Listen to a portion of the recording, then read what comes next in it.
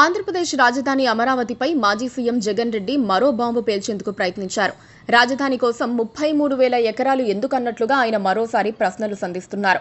అవినీతి కోసం, చంద్రబాబు బినామీల కోసం పనులు జరుగుతున్నాయని ఆయన ఆరోపించారు. దానికి బదులు గుంటూరు, విజయవాడ మధ్య నాగార్జున యూనివర్సిటీ దగ్గర 500 ఎకరాల స్థలంలో రాజధాని భవనాలు కట్టేస్తే తక్కిన పనులు అవే జరుగుతాయి కదా అని ఆయన చంద్రబాబుకు సలహా పడేశారు. వినడానికి ఇది ఎంతో బాగున్నా విస్తృత స్థాయి రాజధానికి ఆయన ఆలోచన పనికిరాదని అందరికీ తెలుసు. జగన్ మాత్రం ఇంకా తన 3 రాజధానుల మిథ్యలోనే కొట్టుమిట్టాడుతున్నారని కొందరి వాదన. అయితే ఒక మెట్టు దిగిన మాట మాత్రం వాస్తవం.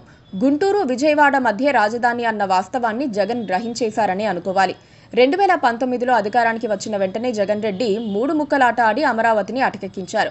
ఎగ్జిక్యూటివ్ క్యాపిటల్ పేరుతో విశాఖకు ఏదో చేసి పెడదామని అనుకుంటే వైసీపీ రాబందులు ఆ నగరాన్ని దోచుకునేందుకు ప్రయత్నించి స్థానిక ప్రజల ఆగ్రహానికి లోనయ్యారు.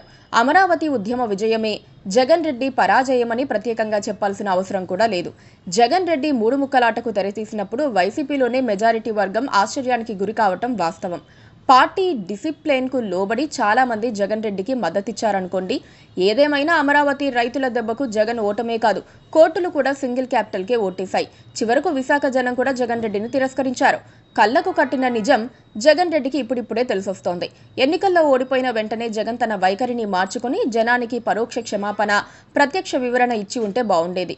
ప్రాంతీయ సమగ్రాభివృద్ధి కోసం 3 రాజధానుల ప్రతిపాదన చేశామని, అందుకు ప్రజా మద్దతు లేదని ఎన్నికల ఫలితాల ద్వారా అర్థమైందని ప్రకటించి ఉంటే జనం హర్షించేవారు. ఇకపై తాము ఏకైక రాజధాని అయిన అమరావతికే జై కొడతామని అఫీషియల్ స్టేట్మెంట్ ఇచ్చి ఉంటే గౌరవంగా ఉండేది. ప్రజాభిప్రాయమే తమ పార్టీ విధానమని చెప్పటం ఏ రాజకీయ పార్టీ అయినా చేయాల్సిందే. కాకపోతే జగన్ తీరు వేరు, జనం ఆలోచన వేరు అన్నట్లుగా పరిస్థితి ఉంటోంది.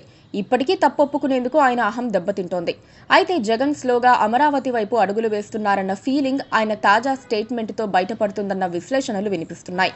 ఇంత పెద్ద రాజధాని నిర్మాణం అంత సులభంగా సాధ్యం కాదని వైసీపీ వాళ్ళు ఇటీవలి కాలంలో సోషల్ మీడియాలోనూ నోటి మాట ద్వారానూ ప్రచారం చేస్తున్నారు. నాగార్జున యూనివర్సిటీ ప్రాంతంలో రాజధానికి బీజం వేస్తే ఆ ప్రాంతమంతా తనంతట తానుగా అభివృద్ధి చెందుతుందని కొంతకాలంగా చెప్పుకుంటూ వస్తున్నారు. అది జగన్ రెడ్డి వెంట ఉన్నవారు వేసిన స్కెచ్ కూడా కావచ్చు. 3 రాజధానుల విధానానికి ఇక నీళ్లొదిలినట్లేనని నేరుగా చెప్పకుండా ఇలా గేమ్ ఆడుతున్నారని అనుకోవాలి. ఇప్పుడు జగన్ నోటి వెంట అటువంటి నిజమే వచ్చింది. అసలు అమరావతి వద్దని, శాసనసభ మండలి మాత్రమే అక్కడుంటే చాలని చెప్పిన జగన్ అన్న ఇప్పుడు నాగార్జున యూనివర్సిటీ దగ్గర కట్టండి అని సలహా ఇవ్వటం ఏమిటి? అమరావతి ఏకైక రాజధాని అని ఒప్పుకునేందుకు అహమడ్డొచ్చి జగన్ ఇలాంటి మాటలు మాట్లాడుతున్నారని అనుకోవాలి. అంటే త్వరలో వైసీపీ వారి రాజధాని ఆటకు తెరపడుతుందని సంకేతాలు వచ్చినట్లే కదా. Please subscribe to